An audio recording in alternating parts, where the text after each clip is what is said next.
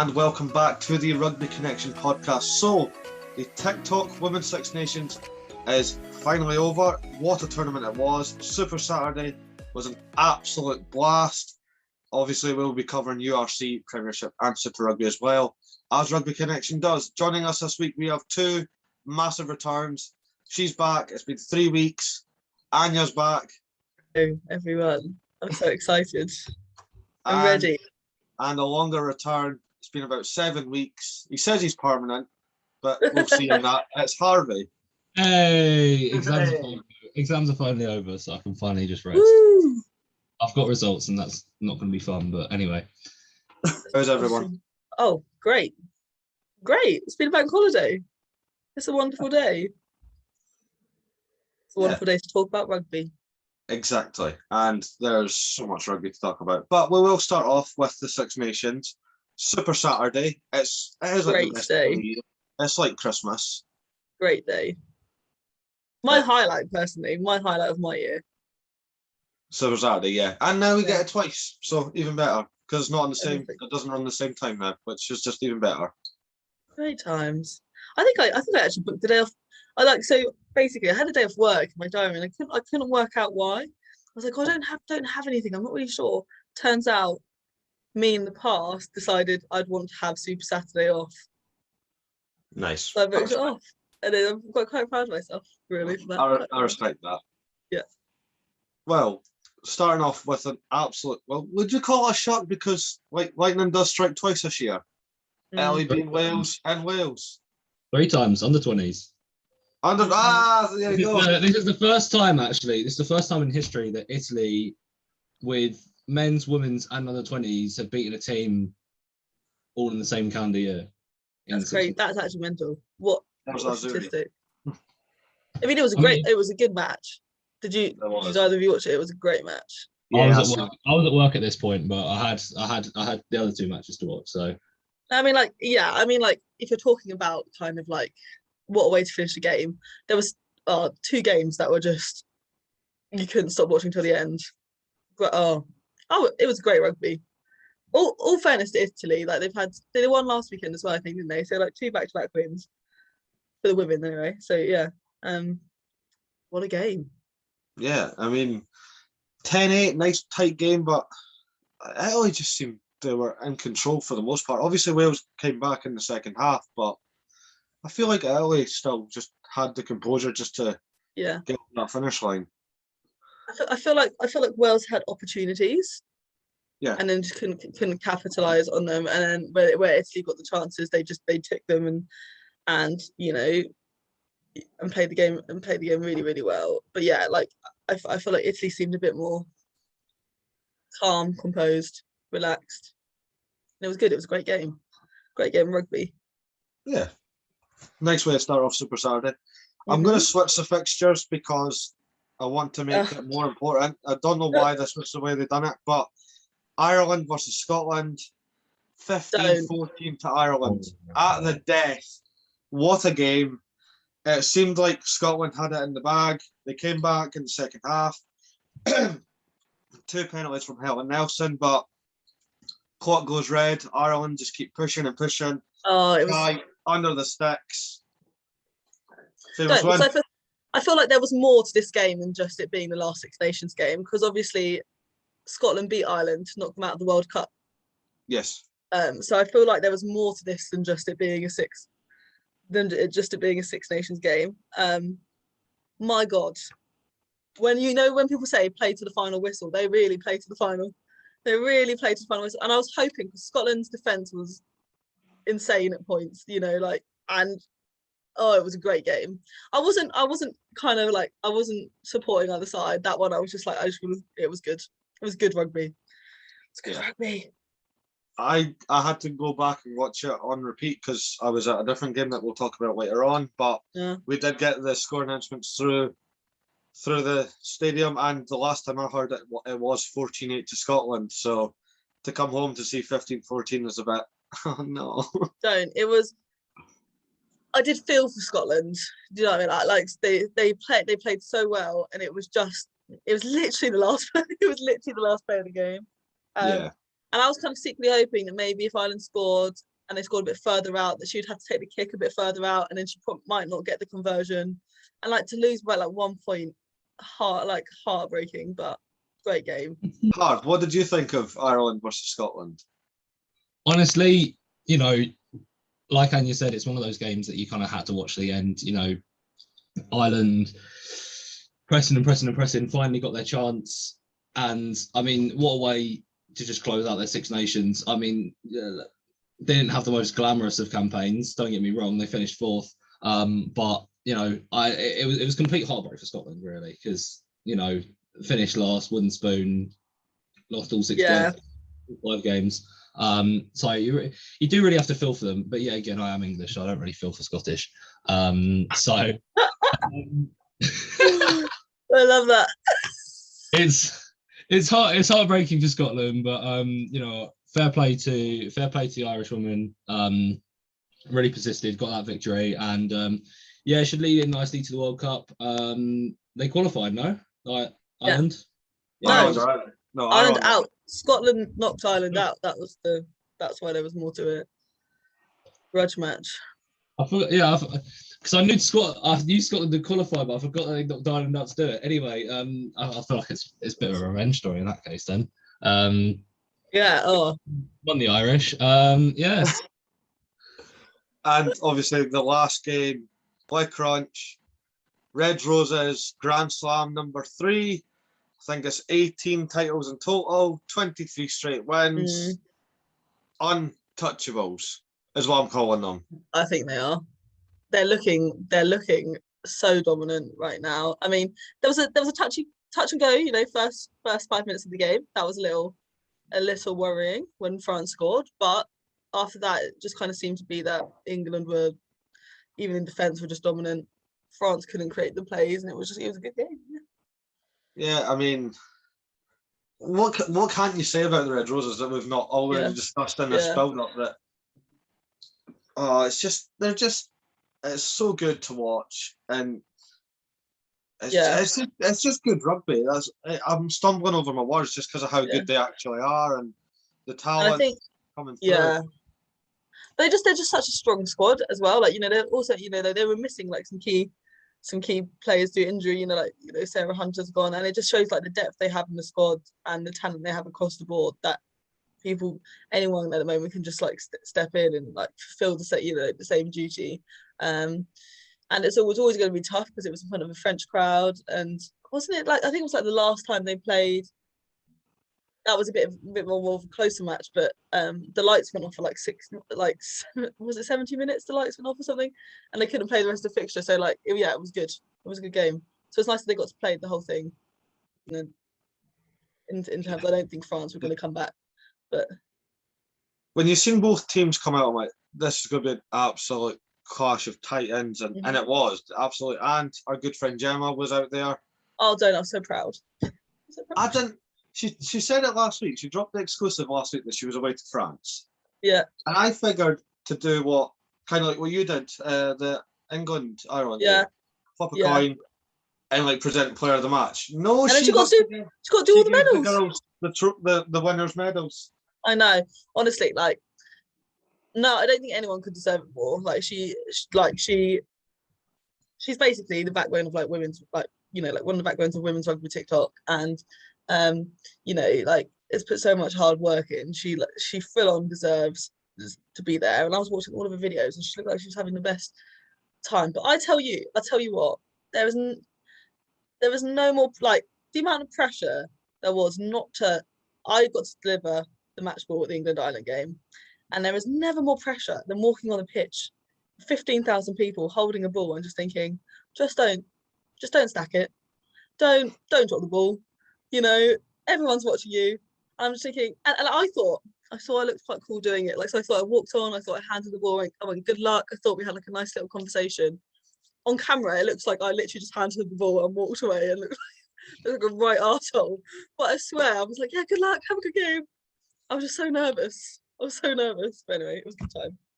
But Gemma getting to hand out the medals was like great. And I saw her on TV, and she was like having a nice, yeah, she must have had a great time. It was good. Yeah, and this leads to the next question. Who is your player of the championship? So the nominees are Marley Packer and Sarah Byrne of England, and Laure Sanzou or Madisou Fall, both of France. All 4 fantastic players. And I had one very early on in the tournament, but it's now changed. If you asked me after 2 rounds, it would have been Madisou Fall. Yeah. She was everywhere, but unit. It's going to be Marley Packer or Laure Sanzou. Yeah. I'm of the same. Well, no, I'm not. And I hate this because I love England. You know, England through and through me. But Marley Packer has had a sensational tournament. I think one of the best Six Nations she's ever had everywhere. Great worker, always doing hard work. But I do think Laure Sanzou has been absolutely incredible, and I'm like, quite frankly, a bit untouchable, and just stand up players in terms of creating plays, like her own skills on the ball,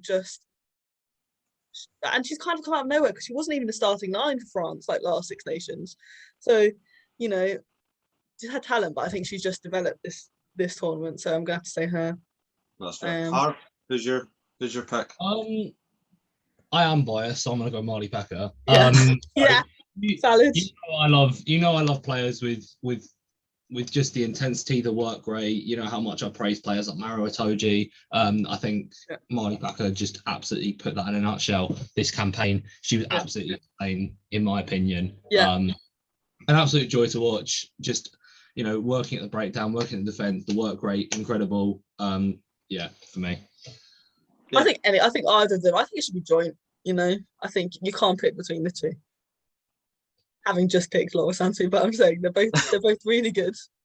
I thought Marley's had some great games. Oh, and always has done. She's always just her work rate, like Harvey said, is just so intense, and she's everywhere, and she carries hard, and she's at every breakdown, and she's just doing that also like this behind the scenes work that sometimes people don't see. Yeah. Yeah, I mean, I thought you would have actually went Marley just because, you know, I know, and now I'm regretting. No, I am regretting. So yeah, obviously I did present her with the player of the match thing, and she gave me one of the best hugs in my life. And she came in, I was like, oh my gosh, quite some intensity, and I thought I was going to go flying, but no, I do. I like. Well, she's obviously one of my childhood heroes. You know, Marley Packer. She's been on the scene. Oh, now I regret it. Can I swap? Can I go Marley Packer now? Can I go Marley Packer? Or is that Marley Packer? It's you, Marley. I'm sorry. It's always been you. It's always been you. But yeah, I mean, what a tournament. And I will say it, this is now the 6th week in a row I'm saying it. Yeah. Pay the girls. That's it. Yeah. That's all it is. Pay the girls. Yeah. Pay them all. Not just some of them. Pay every single one of them. Yes, pay them all. Absolutely. Harv? Yes. Yeah, I just wanted to see what you thought because we've not had you on in a while. So I mean, pay them. I mean, I've been watching Harlequins Women's, you know, in and out this season. I've been to a couple of their games. It's honestly a joy to watch. Like, the quality of rugby is so good, and I think the Six Nations just stepped up a bit. Pay them, pay the girls, pay all of them, no matter what the nation. I know obviously England's probably better than a lot of other nations, but still I think we're quite a while behind. And I think also, you know, like, you can see the difference it's made to some of the squads already. Like, you can see the difference it's made to like Wales performances, you know, and it's just, you know, just get the girls all on an even playing field. Do you know what I mean? Get all the girls across all the teams on an even playing field, and then see what that does to the competition. You know, I think, and give them the time and the space and the facilities and the money to be able to compete with England, who, you know, they're all, you know, fully contracted, but it still can go further. You know. Oh yeah, this is just the beginning, and I think I commented after round 4's games, and I was like, it was on social media. I said, like, just pay the girls; they deserve it. Yeah. And you get, you know yourself that you get people that the old trolls. Yeah, the old trolls. And somebody was trying to tell me money doesn't buy you success in sport. I was like, look at football and tell me I'm wrong. Yeah. That's all I'm saying. Yeah. Money doesn't buy success. Yes, it does. But it does. Like, it does. Imagine, like, you know, like, people go and work a 9 to 5. Like some of these girls are working 9 to 5 jobs. Like I don't know if anyone saw the post of the Ireland lady, and I'm sorry I can't remember her name. I think it was Aoife. I can't. But she played England, and then the next day was back working in hospital. And like, you know what I mean? Like it's working 9 to 5 jobs, recovering, training on top of that, like traveling back and forth wherever you're coming from, and it's just like not enough time in the day to be able to work on your, or like work and going to the gym, your skills. Like they're just human beings. Like I wouldn't want to go and do training. Like I think we saw that side of him. Like if anyone watched No Woman No Try, we got to see the side of that, and I think that's what really puts the message through about how like incredible these girls are.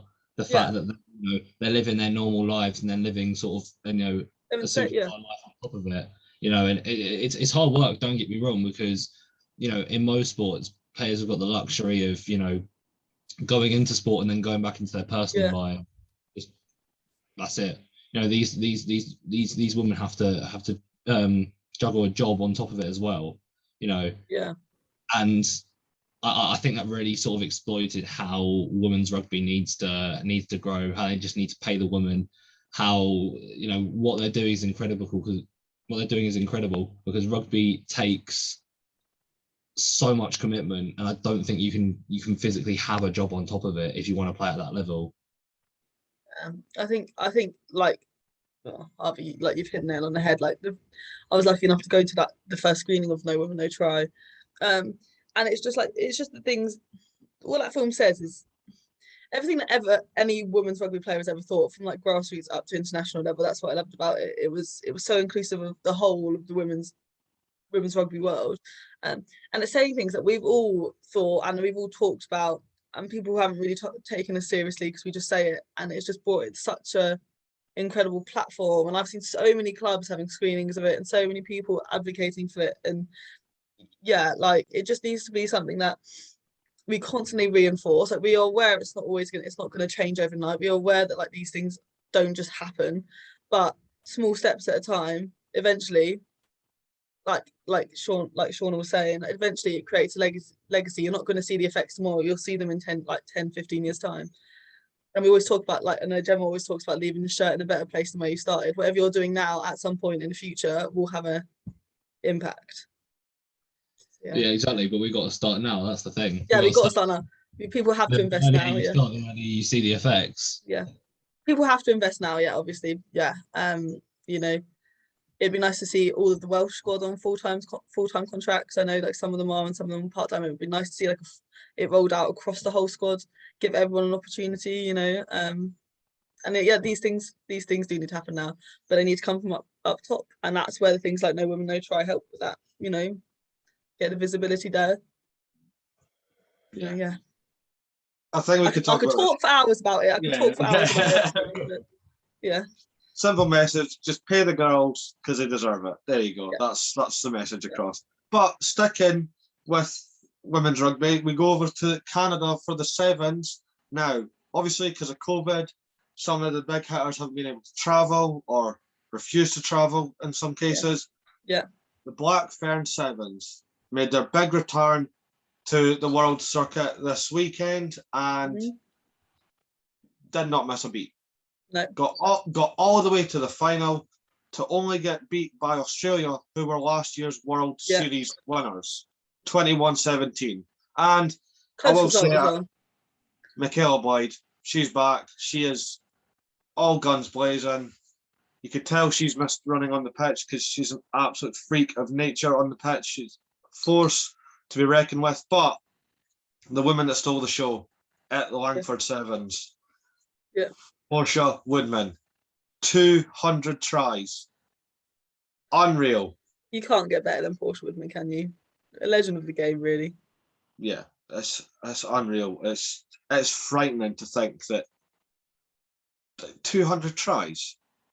That's a lot of running, Murray. That's a lot of running. Too much running. It's too much. Some would say too many tries. Too much effort. We get it. You're good at scoring. Yeah. But no, it is a massive achievement, and it just adds to her already insane like achievement. Like she's completed rugby on the 7s and the 15s world. She's just completed everything. She's like a legend of the game. What I love about 7s though is like, you know, like I remember when I was younger, I used to go to like the London 7s at Twickenham and things like that, and like, yeah, you get some crowd, but you wouldn't really get like a huge crowd. And 7s was good. It was good, don't get me wrong, but it still never had the same level of funding as 15s, and 7s was kind of just like the bit on the side. But now, like the amount of funding that's now going into that, and having like a full time, you know, like teams for that, and people not just doing 15s and then going over and playing 7s, like people dedicating their careers to 7s now. Like the 7s game is going off, and some of those matches are really great to watch. Yeah, like, absolutely. I was going to run this by the pair of you anyway, because this one hurts my head. So we've just said pay the girls. Now, in New Zealand, the Blackburn 7s are full time. So that is your job. You're a 7s player. But if you play Blackburn's 15, it's semi-professional. I don't understand that. It's the same team. Portia wouldn't. We've just said it. Portia wouldn't have played 7s and 15s. It's because, like, historically, I guess their 7s teams have had success for a long time. But that's it's just such an interesting concept, isn't it? Imagine giving the 7s team more than the 15s. It does. Yeah. Because the same players. It is the same players. It's the same ones. I don't know. Harv, what do you think of that? I think if you look from a player's perspective, obviously 7s, you know, you're traveling around the world. You haven't got much time to sort of spend at home and all this kind of stuff, right? But at the same time, it's the same players. Just pay them equally. It's the same corporation. Just pay them equally. You know what I mean? Yeah. I don't think there should be any excuses. No. They're rolling out the reasons. They're just looking in the handbook and digging out whatever they can find. So, because we you know, like you saw no women, no try thing. Like women's rugby in itself is like the fastest growing sport. If people want to invest, like that is where people need to like put the money. Like you will see the benefits of it. You know, like it's not rocket science. Pay them equally. Pay them equally. Anyway, moving on now. Sorry. No, you're all good. It's fine. It's an important topic. It needs to be said. It needs to be addressed. I'm going to keep dropping that all the time. Pay them equally. Premiership rugby. Some absolute mad results this weekend. We start with probably the most depressing. Bath. Oh dear. Poor Bath. Yet again. Gloucester 64. Bath 0. It is Gloucester's biggest win in Premiership history. It's just sad, isn't it? Oh. It's just like if you it just gets worse for Bath. Like they had this period around Christmas, January, where you know they kind of picked up results. They beat Harlequins, which that game is tough to watch, but they're just going back to their old ways. And honestly, I think we're seeing the negative effects of having no relegation. I think what's even worse is that they're not promoting anyone. I've been very vocal about that. Obviously, we talked about it 5 weeks ago when I was last here. But when teams get mauled like that, it's not good rugby. It's not good rugby, and you have got to think, you know, do they deserve their place here? Yeah. I know Bath are a historic team, you know, a historic ground. I've always wanted to go to the Rec. I thought it would be a nice away day, right? But you've really got to look at yourself and think, do they deserve a place here? From this season alone, do Bath deserve to be in the Premiership next season? No, 100%. From this season alone, absolutely not. But this is a bit that makes it strange, and I can't praise like Bath fans enough for this. Mm-hmm. They're in the mud, like beyond belief. They sell out that Rec every week. Yeah. It's like the support those people give. It's unreal. I'm like why? If it was me, if I knew my team was getting whacked that bad like each week, I wouldn't be going. No. It does depress you because diehard fans, hard on money. I think the bit that caught me off guard. Obviously, you get it in the socials. You see it at full time. A lot of Bath fans were commenting, and somebody went, "Well done, Bath. That's the last straw. I will not be renewing my season ticket after 20 seasons." Brutal. That's brutal. So, but yeah, and There's people nothing are really to calling. say about that, is there? Like, you can't really say anything about that at all. No, you can't. It's just sad. That's awful. Yeah, it is. It's hard to read, and people are like calling for Stuart Hooper's head now. Like, yes, it's announced that he's leaving at the end of the season, and Johan van Grant's coming in from Munster. But people are like, if you have any shred of dignity, walk away now. Yeah. I'm like, I don't think you expect to see results like 64-0 in the Premiership, do you? Like, it's like, you know, like at least put up a fight. You know, it shouldn't be happening. It's almost like the same in and a bit like Harvey was saying about the whole promotion relegation thing. Like, it's the same in the women's structure. Like, the teams in the Championship can't just go up to the Premiership if they win the Championship, and there's no teams that can just come down because it's a closed league, which then you do see results that are just ridiculous. Do you know what I mean? It just, you know what I'm saying? Like, obviously, Ealing have been knocking on the door for the Premiership for God knows how long. They finally won the Championship, but because they don't have the capacity that even Sale Sharks crowd wouldn't fill, they're not allowed to come to the Prem. So it's just, I don't know where else. That's a weird dig at Sale, by the way. Huh? That's such a weird dig at Sale Sharks. But you know what I mean? They're averaging about 4,000 this season in crowd. They've got the capacity. Yeah. That's all they care about. You know what I mean? I mean, you look at Premier League football, it's the biggest one of the biggest sporting leagues in the world. They're not even asking for 10,000 capacity. No. You know what I mean? So my head just hurts, right?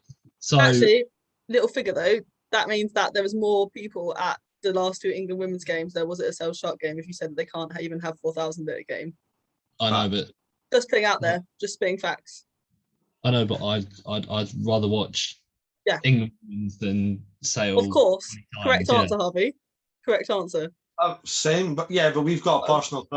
You're new to this, Anja. We've all got a personal gripe with Sale. Oh, okay. We all just don't like Sale for some reason. Where did it start? Is there a? Or is it too much?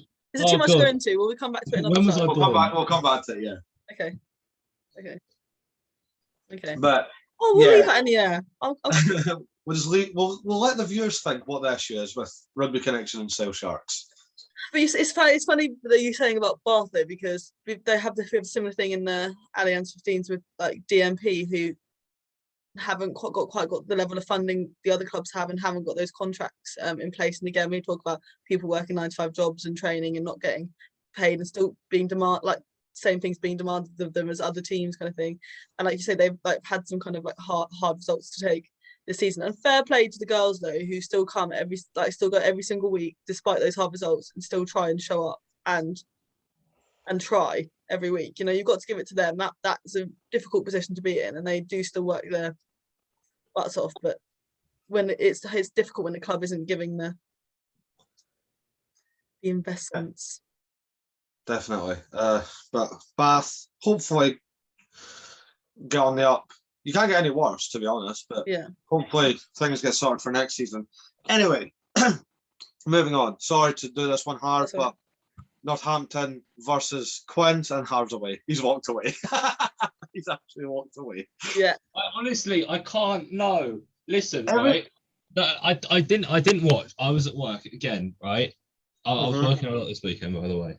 It was just the most shoddy thing. Like I watched. We play brilliant rugby, like we always do. Every single week we play amazing rugby. But fair play to Northampton Saints, 16th man, the man standing in the middle, the referee. Yeah. Thank you very much. Let's move on.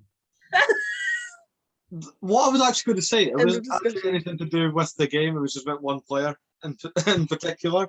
Yeah, go on. I don't know if you have seen it on Instagram, but Courtney Laws 2 weeks ago, like, severed his thumb. Oh, saw that. Got it stitched up. Got a big, massive, thick, bit of bandage. Played against Quins. Nutcase. What a man! What a man! It just sums up rugby players, in my opinion. Yeah. It does. Honestly, just powering through it. Like if that was me, the rest of the season I'll be gone. Yeah. Exactly. Yeah, but like he said that the caption said it was a sprained thumb. You can see his bone. I'm like, that's not sprained. That's severed. See more than his bone. Yeah. Fracture. Yeah. Yeah. It's not pretty, but you know what? He played absolute workhorse that he is. I've got a question for you. Is Chris Ashton the greatest Premiership winner of all time? Harvey, do you want to take that one? This is difficult because the thing is, right? I think you know why I'm asking. He hurts his reputation a bit. I think with drama and controversy and whatever. I'd agree. I think if he was just a nice guy, 100%, I'd put him up there. If he was just a sound guy, no trouble, I'd say yes. But I feel like he can hurt his reputation a bit. Mm-hmm. Yeah, that's very fair. But the reason I'm asking is he is now the all-time Premiership top try scorer. Wild. Sitting pretty at 93, I think it is. He's 95. Passed Tom. 95. Oh, sorry, yeah, he got a hat-trick. So he absolutely smashed Tom Van Dell's record. And I don't think it's going to stop. I feel like Ash will easily get to 100. Is anyone else close to him? Or is... No. No one active that's near Chris Ashton. I feel like Chris Ashton's been playing a long time too. I feel like he's... Yeah. He's been around for a while. I don't feel much passion about Chris Ashton coming from Harvey right now. I don't feel... He's been at like 7 of the Premiership clubs, hasn't he? Yeah, he's hopped around. Northampton, Saracens, Worcester. Sale. Tigers, yeah. He's been around a lot of them. Yeah, exactly. And I remember this was end of 2 seasons ago. This is when we kind of just got in the mud with whatever his name was, our director of rugby at the time, Gustard. There we go. See, I don't remember his name. He was that worthless. But we signed Chris Ashton. He played the first, I think, 3 games. He wasn't awful. I think he got a couple tries actually, but he just straight up left. And I remember signing him and just thinking like, oh, you know what, this could be the start of something, and then he just dips. Yeah. It's the one that made me laugh was actually the thing that came after the Harlequins move. So he went to Sale, and Steve Diamond was in charge. Had a big falling out with Steve Diamond. Immediately signed for Worcester Warriors. Worcester Warriors then announced Steve Diamond as like backroom staff. Chris Ashton left like immediately. Yeah.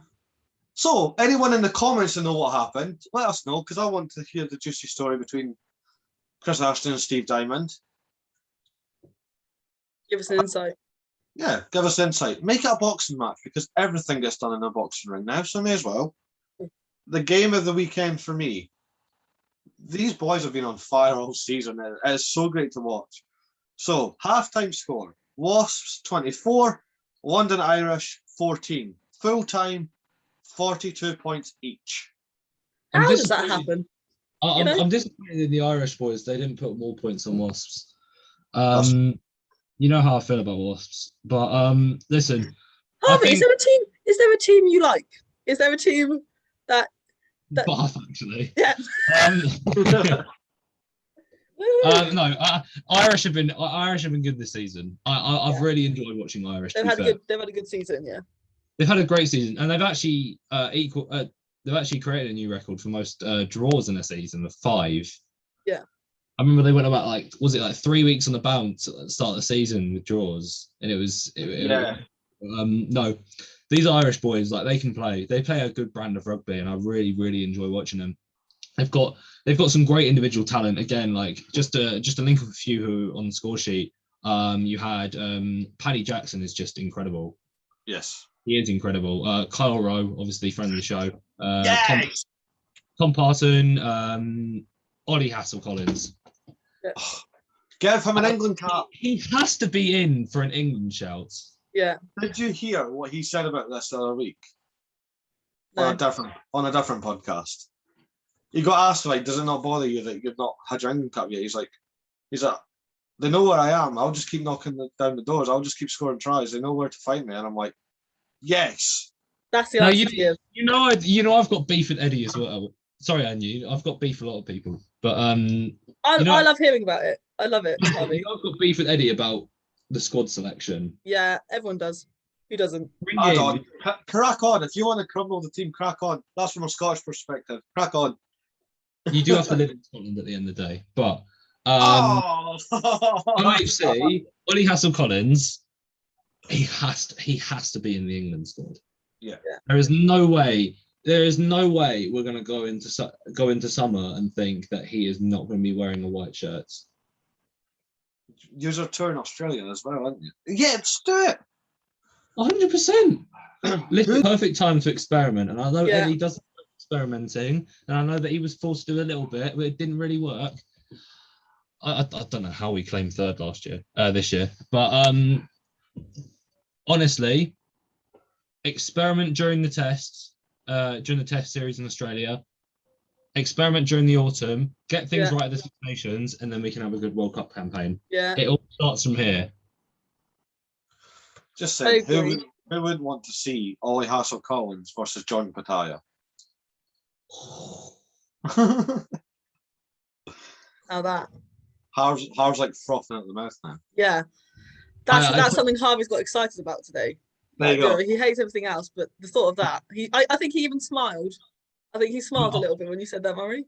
Honestly, that would make a tasty treat. I can't lie. Like waking up in the morning to watch that would be just beautiful. Just set the day off right. Mm-hmm. Yeah, exactly. I'm going to make him miserable again though, because we've got some URC to talk about, and I know Harv loves some URC. You know I have my jokes about URC. I've watched a little bit more this season, purely because I know you boys are invested in it more. Obviously, you're an Edinburgh fan. Yes. Sean's a Connacht fan. Yes. I'm a bit of a Munster fan, so I've been watching it more this year. But it's starting to sort of really heat up, and I think that's what I'm most excited about. Well, it's been an interesting week. So it was Edinburgh versus Ulster at the Dam. First ever sellout at the Dam, and the weather didn't help. And like Harv said earlier on, the 16th man, Ben Shitehouse, just triggered me to high heaven. Ulster did get the win, 16 points to 10, but Edinburgh, despite losing, are in the quarterfinals for the league.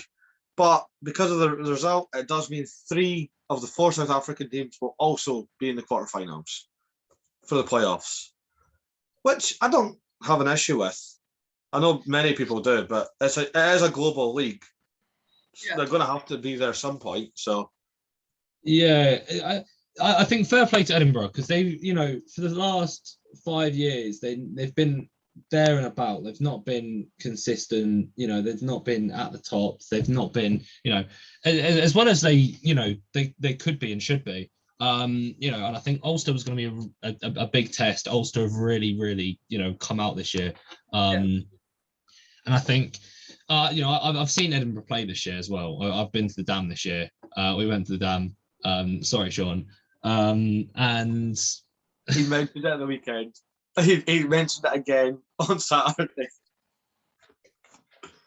But my Christ, so brilliant! I know. If you're not aware, Sean flew all the way from Dublin to watch his beloved Connacht against Edinburgh. To watch 56-8 Edinburgh. It's not the 64-0 one, isn't it? Really, 54-8. What a trip! What a trip that must have been. I'll quickly just mention a few standout players, just for both sides for me.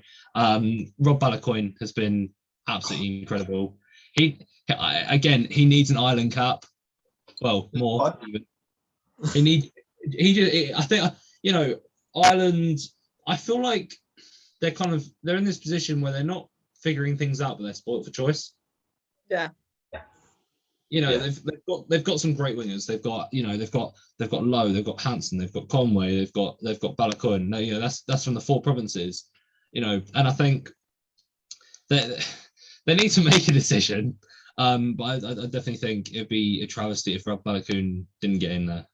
Yeah. Well, funny you mentioned Mark Hansen because he's actually been playing 15 recently. So give that man more space. That's just what we need. Give that man space. Nathan Doak as well has been on fire. Nathan Doak's been fantastic. Like he has been incredible this year. As much as I don't like Ulster, I do like Nathan Doak.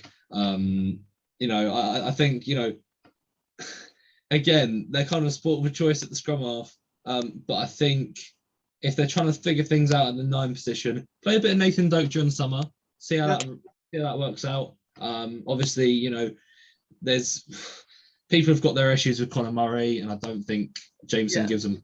I wouldn't say he's like an outstanding 9. Does the job, does it well. Wouldn't say he's outstanding. Nathan Doak might just be the man. I'll be taking on Conor Murray now. I love that. I was not pulling any punches on that. I was breaking down walls. I was just coming in, shaking it out. I'll say it how it is, mate. I'd agree with you. I would agree with you though. I think change it up. Yeah. You know? So that's what you need. Now, for the bet, well, we'll say second best news this week, but best news in the league for the URC. So, Leinster were defeated last week by the Sharks, and this week they were defeated by the Stormers, which means only 2 teams from the Northern Hemisphere have went to South Africa and won. That's Edinburgh and Connacht. Yes! That's a big W for the podcast. Yeah. Absolutely. Yeah. And the big feel-good factor of the URC this week, Zebre finally got their win. Yes! The last home game of the season. Oh my god. I remember weeks upon weeks we've just been clattering Zebre every single week. I mean, let me check the table now. 8 points all season. That's that. 8 points all season. 2 wins. Yep. Is that 2 wins? No, that's only 1 win. 1 win all season. 1 win. First one win all season. season. Yep. That is their first win since, and I will go back to February 2021. February 2021 against the Dragons again at home. Yeah. In the Pro 14. The league has gone through a reprofile, a Rainbow Cup, since they won their last match. Yeah. Jesus Christ. It's mental. They've conceded 527 points all year. That's a lot. That is a lot of points. That is a lot of points. And I think, listen. That's a shocking fact.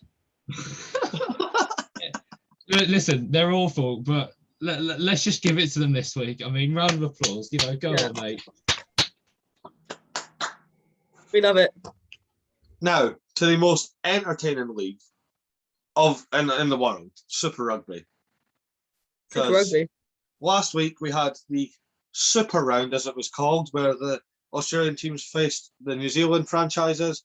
This week, I think it was the Pacific Round, which is basically the same thing. I don't know why they've done that, just mix it up anyway.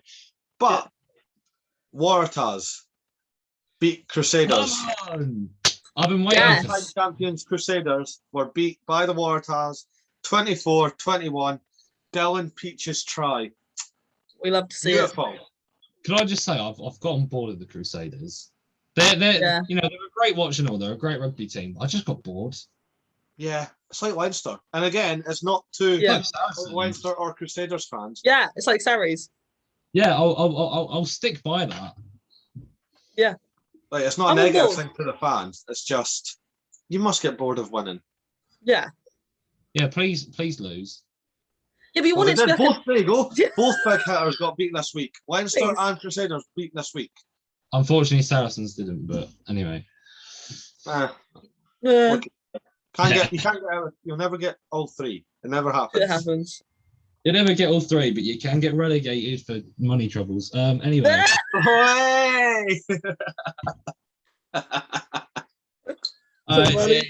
it is definitely one of my matches of the week. Crusaders Waratahs. I think Waratahs have been through a bit of a struggle. It was ever since Falau left, and obviously I've got my reservations about Falau, but it's almost just like they just dropped. Yeah, and they lost all their big boys. 2019, 2020, 2021, they were awful. They were awful. 2021, they were not the Waratahs in 2021. Did not have a good time. Yeah. No, absolutely. But fair play to them. This is a sign of things to come, and I think for such a good franchise, for such a a franchise in history as well. Yeah. You kind of hate to see it for a while. Mm. But they're back. Yeah, they're back. Absolutely.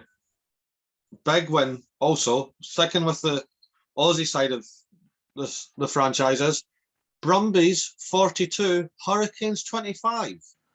I've not seen that one coming. I didn't see that coming. The Hurricanes are, again, they're a side that they play good rugby. They've always been entertaining. They've always been a good side. Yeah. But they haven't got over the final hurdle in quite a while. Yeah. And you're kind of hoping them to for so long. But like, fair play to the Brumbies, man. Like, it's a great win. Brumbies have some heavy hitters though, like Rob Valentini, Nick White, Tom Banks is absolutely tearing it up this season from fullback. He's everywhere. Like, he does stuff that a fullback shouldn't be doing, but it's great to see. Last game I want to talk about from Super Rugby, Fijian Drua versus the Highlanders. Now, it was the Drua's first home game, and they came out swinging, but sadly did not get the result. A late Mitch Hunt penalty gives the Highlanders a win, 27-24. Oh my God, Fijian player. Before we touch on the game, I have to say I think it's great that we do have a Fijian side, Fijian team, because I've a mate in Fiji, and for so long, they've been talking about the Fijian structure and how great, but it's so closed. Yeah, it's purely just within the country, and if you didn't know about Fiji, it's a fucking small country. It's great that they have a professional team that goes a lot, like, leaps and bounds ahead and ahead and ahead. To play in Suva in front of all the Fijian fans is honestly just incredible. Yeah, I think we've needed it. So huge step for them. Yeah, Fijian fans are absolutely mental. I was at London. They're so nice. I love them. I love Fijian fans. We stayed to watch England. You can go out and have a drink and whatever. We stayed to watch England, and we always stayed to watch Fiji because we always knew whenever there was a try, there was this little corner that honestly just generated the most noise I think I've ever heard at a rugby match in my entire life. And I think luckily I might have got seats near them this year, so let's just pray. Fingers crossed. Yeah, they're cool. They're great. But it is definitely great that Fijian Drua is part of Super Rugby. I still have mixed reviews on Moana Pacifica. I like the concept, but it's just not there yet. They'll get there. They will. Everyone gets there. Hell, Zebra got their first win, so there you go. Yeah. Takes time. Fairy tales do come true. Yeah. Any headlines that have caught your eyes this week? Now, I'm a bit of a grassroots rugby man. I do like rugby. Yeah. And I'm just finding the post now. But from Heaton Moor Rugby Club, Mike Ireland was playing his last game as a rugby player. Yes. For the 3rd to 15, and he was joined in the scrum by his 7 sons. Yeah. They had a whole family. 7 sons. 7 sons. They all played in the same game with each other as a forward pack. 7 sons. I mean, top performance to Mrs. Ireland. Just saying. Anyway, no, I think it's just incredible. I think I think Mike Ireland was something in his 50s. His youngest son was 18. Yeah. And they all played in the forward pack with each other. That is absolutely incredible. Oh, it was brilliant to read. I remember the post. I was reading it to my parents. I was just like, "Do you want to laugh?" And they're like, "What's that?" And I was like, "Right." So, and I read the name, and they're like, "Who's that?" I was like, "It doesn't matter. It's just a local grassroots team." And I'm like, "Right." I was like, "Captain Mike Ireland." I'll try and find it actually, just to get the full names, because it's too good. It is too good. Because they had the whole team sheet of just like 1, 2, 3, like down to 8, and it was just all islands. Imagine just having 7 sons who could all play different positions in the scrum, and just that's a fair talent. The odds of that happening. Training at home must be really easy then. Yeah. So if you get a scrum machine at home, you're sorted, mate. Like, exactly. Yeah. So the forwards, the pack for this third 15 game was Sam Ireland at Loosehead, age 27, hooker Dan Ireland, 35, captain Mike Ireland at age 56, second row of Joel and Matt Ireland, 18 and 33 respectively. The back row was Luke, Steve, and Tommy, 23, 21, and 31. Nice. Honestly, this just makes me smile. That's so good. You know, I know I've heard like dads playing rugby, and they're all just like, you know, I want to keep on playing rugby until I can play my son, right? And I just want to play one match with my son. You've got 7 sons to do to play in the scrum with. That is absolutely incredible. Yeah, that's incredible. That's insane. He referred to the game as unreal. That's it. That's all it's saying. Is that it? Oh, unreal. Man, a few words. That's unreal. It. And then it says, during the years, I've played many games for the Mighty Threes, as we call them, and I've played with 1 or 2, 3, or maybe 4 of my sons, not all 7. I quickly just want to mention one more headline from this weekend. It does come from the NRL. Ooh. The New Zealand Warriors last week, they were down and out, 70-10 Melbourne Storm. Ooh. They beat the Canberra Raiders 21-20. Yes. Was it Sam Johnson dropped in Golden Point? Incredible. Very cool. I mean, what's it? He's an incredible player. I think in his prime, absolutely incredible. And I think, you know, to see a player like that kind of like come back and step up to be the hero is it's a bit nostalgic, but just that's so cool. To the Warriors. You mean you'd be down and out if you lost 70-10. I mean, to be fair, my rugby side does have scorelines like that anyway, but there was honestly, one I wanted to mention, and I can't remember his name, but I did share it to you, Harv. The Brisbane Broncos player that had a severe brain bleed and had to retire. Played it 2 weeks ago now. Came back, played for the Broncos. So that's insane. Sorry, I can't remember your name, and I do apologise, but what an effort! Like, fair play to you for that. Honestly, it takes some kind of courage to come back from something that severe and just do it enough. Mm-hmm. So honestly, all fair play to him.